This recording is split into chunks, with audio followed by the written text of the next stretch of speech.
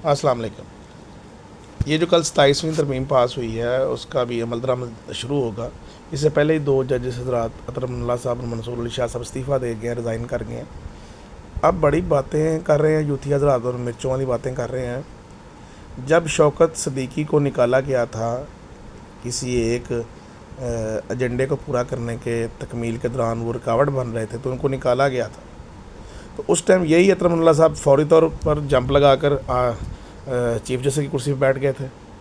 और वो जो कियानी साहब हैं, अमर फ़रूक है, दूसरे तीसरे जज थे, उनको पता था इनके बाद हमारी बारी आनी है, तो वो भी चुप रहे थे, कोई बात नहीं थी किसी ने की थी। आज अपने पाँव पे कुल्हाड़ी लग रही है तो अपनी दुमें जो हैं जल रही हैं, तो सबको बड़ा जमहूरियत और आइन याद आ रहा है। पार्लियामेंट सुप्रीम है, जो कानून वो पास करेगी वही कानून होगा। ठीक है जी। जब एक ही पैटर्न चल रहा था, साकम निसार, बंदियाल, खोसा, गुलजारी लाल, अजमत सईद, जब मियां नवाज शरीफ को निकाला गया था तो भी यही थे। इससे पहले जब वो उनकी वो जज हो रहा था, मॉनिटरिंग जज एजाजुल हसन को लगाया हुआ था, वो लिटों वाली सरकार थी। कौन ऐसे करता है कि मॉनिटरिंग जज लगाता है कि इस पर अमल भी ज़रूरी करो। जब फिर उन्होंने उनको फ़ैसला दे दिया तो यही जजेस थे।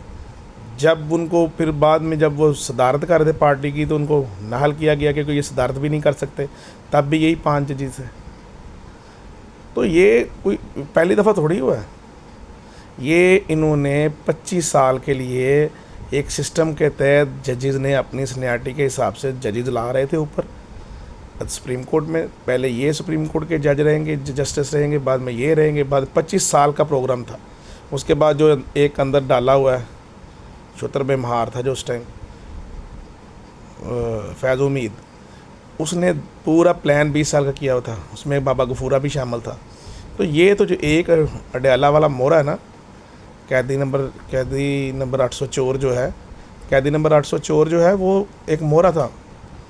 ये बड़ी प्लान थी, 20 साल के लिए पाकिस्तान को कैप्चर किया हुआ था और इसकी हड्डियाँ तक गाल देनी थी। आप किसको नहीं याद, ये कहते थे अभी दिवालिया हो गया, अभी श्रीलंका बन गया, अभी दिवालिया हो गया, अभी दिवालिया, किसकी ख्वाहिश थी ये? तो ये जो मनापली इन्होंने की हुई थी कि चौथे दिन ये जजेस जो हैं अपने टीवी पे टिकट चलाने के लिए बहुत ज़्यादा कुछ करते थे। ये मलक रियाज के मानने वाले, ये उसके टुकड़ों पे पड़ने वाले, उनका इलाज हुआ है। किसी सही जजेस को, किसी को ऐसे आदमी को कुछ फ़र्क नहीं पड़ा जो जॉब करने वाले हैं, उनके फ़ैसले बोलते हैं जिन लोगों के, वो उनको कुछ फ़र्क नहीं पड़ा। मेरे हिसाब में, बस मेरे ख्याल में मंसूर अली शाह साहब कदरे बेहतर जज थे, लेकिन इनकी बातों में आ गए। और ये जो क्रश सिस्टम था ना, जिनके ये जो सारे जो घर वाले एक दूसरे का क्रश बने हुए थे, ये सारे जो एक हमाम में नंगे फिर रहे थे, ये उनका इलाज हुआ है। किसी को कोई फ़र्क नहीं पड़ा। आईनी अदालत बन गई तो क्या हो गया, कुछ भी नहीं हुआ। तो बात को ये जो बतंगड़ बना के पेश कर रहे हैं, ये पहले अपने गिरेबानों में झांकें। उस टाइम तो बड़े डंडोरे पीटते थे कि ये जज ये वाला हो गया। वो डैम का एक बना था फंड, उसका भी साकब निसार था, क्या बना? कुछ भी नहीं बना। जब सलीम बाजवा के इतने ज़्यादा निकल आए थे पापा जॉन्स, तो किसी जज ने बात की थी? सब खाने वाले थे, मिल के बैठे हुए थे। अभी बड़ी तकलीफ़ हो रही है क्योंकि ये इनके गिरेबानों में हाथ जो है। हमारा मुतालबा है, बसीयत पाकिस्तानी हमारा मुतालबा है, इनकी पेंशन्स, इनकी सारी जो इमरात हैं वो ख़त्म की जाएँ। इनसे जो इन्होंने गलत फ़ैसले किए हैं, जो मिल के इन्वेस्टिगेशन की जाए और इनसे सारा जो माल हड़प किया निकलवाया जाए।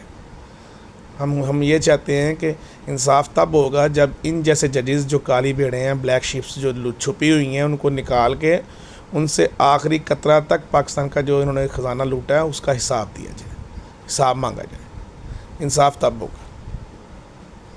पाकिस्तान हमेशा इंशाल्लाह तरक्की करता नज़र आएगा।